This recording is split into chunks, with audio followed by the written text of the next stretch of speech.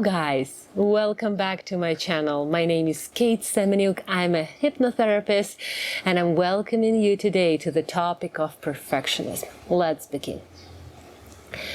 Perfectionism is a coping strategy of a child. You cannot be okay, very easygoing without this desire to be perfect. And then at some point, at 35, you decided to be perfect.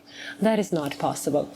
This strategy comes into our life. We invite that behavior, that feeling, those thoughts, and those emotions that I always have to be perfect at some point in our life when we are very young. When do we do that?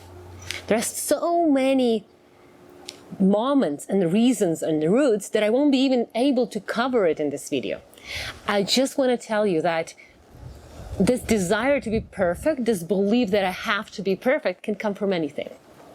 Let's just say severe cases. Sexual abuse in childhood can lead to, I have to be perfect. I have to be better, never, ever enough. Physical abuse. If I'm better, if I'm the best, if I'm perfect, maybe my dad will not touch me, will not beat me, right? As well, from a very happy family. For example, a very loving, supportive, and happy family, but there is one comment that some of your parents or caregivers told you that you need to try better. Or when you receive praise only when you do something. Like you've brought good marks, good grades from school, and yes, now I love you. And if you don't, go away. I reject you. So only these comments, only this belief that I'm only loved when I'm perfect can be the reason, the root and the cause why we become perfectionists. What is perfectionism? Is this desire, this feeling that I'm never good enough and I only will be happy when I'm perfect. However, when we reach that perfect state, which we never do, but when we reach that perfect state, we start to again feel that we are not happy. Like, oh, it could have been done better. So we are never happy with our results, and not only with our results. When we want to be perfect, we always expect from everyone around us to be perfect as well. So we start to criticize. People who are perfectionists, they love to criticize as well. They love to judge, to find faults. And I'll tell you the moments when perfectionism is really good. There are some jobs, careers, and professions, industries, when being perfectionist in the project is amazing. Like interior design, visual design, website creation, some moments, construction, architecture. So all of these industries, you need to switch on that perfectionism and use it for the benefit. By the way, quality control agents, people who need to find faults, who need to find the bug. For example, by the way, website testers, right? Website application testers, game testers, all of those people, when they, all of those situations when you need to quality control, that's the best. But in reality, in your everyday life, perfectionism leads to this harmful behavior that I will never ever be happy. I'm only going to be happy when everything is perfect. And the realization that nothing can be perfect brings you anxiety, frustration, lack of self-confidence, and sometimes you even give up on something. We give up on projects. I don't want to even start that. But perfectionists are rarely happy with what they do. They're kind of happy, but they're not happy. So this little point of disappointment in yourself. Why do we decide to be happy? Other situations. For example, you had in your family when you were growing up, one of your siblings was born.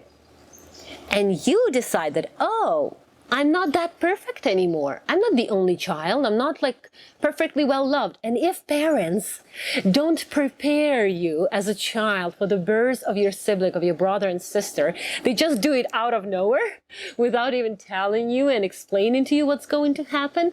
Sometimes we believe that, oh, I'm not good enough anymore.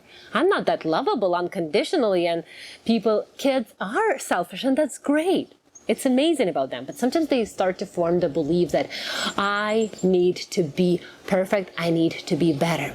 So perfectionism is a role, the role that we play in order to not be rejected, to be happy with it. Like we are seeking peace and serenity within ourselves in the completely wrong place. Nothing in this world is perfect. Nothing in this world is perfect.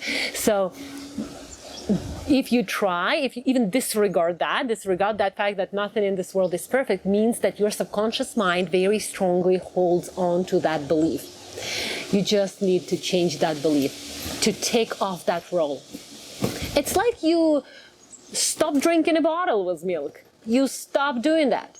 When you stop, peeing in your diaper, the same you can do with any belief. Yeah, it can be more challenging, but if you program your mind that everything I do is enough, everything I do is enough at this point in my life, then it will be so much easier for you to live in this world. Perfectionist also comes with, very closely walks with obsessive compulsive disorders. When we're obsessing about something, like trying to, make all the books, stand out to one side. All your clothes be like by color, size, and it's okay. It's actually very good. But if there is something not in its place and you get angry, that's when it's not good. But when you're like, okay, I'll just put it back. But when you get frustrated and you get angry that something is not perfect, that's when it is the problem. That's when perfectionism is a problem. So you can just observe yourself, observe your behaviors, how you behave. Being able to let go is so important. Did you know, by the way, that sexual relationship with perfectionism also can be a challenge because they always want to be perfect. So, and it's hard for them to let go and to really enjoy for example, sexual relationship just the way it is, with all its flaws and imperfections. So be easy on yourself. Perfectionists are always hard on themselves. They are the hardest self-critics. Really, they criticize themselves more than they do anyone else.